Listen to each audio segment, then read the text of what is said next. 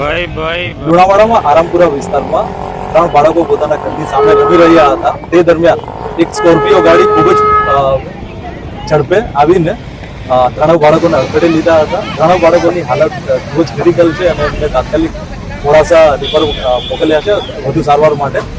આરોપીને તાત્કાલિક ઘટના સ્થળેથી પોલીસે ધરપકડ કરી લીધી છે. પોલીસ એ દિશામાં પણ તપાસ કરી રહી છે કે આરોપીએ કોઈ કેફી દ્રવ્યોનું સેવન કર્યું હતું કે નહીં અને અત્યારે કન્ડિશન સ્ટેબલ છે. પ્રાથમિક માહિતી મુજબ કારમાં એક જ વ્યક્તિ સવાર હતો અને એની પોલીસે ધરપકડ કરી દીધી છે. પ્રાથમિક માહિતી અનુસાર આ કાર ચાલક છે ગાંધીનગરનો છે અને અહીંયા એક પ્રસંગમાં એક વ્યક્તિના ઘરે આવ્યા હતા અને ત્યારબાદ આ કાર ચાલક જઈ રહ્યો હતો. તે દરમિયાન આ બાળકો ઘરની સામે રમી રહ્યા હતા અને ત્યાં એણે ખૂબ ઝડપે ચડાવીને આ બાળકો જોડે એક્સિડન્ટ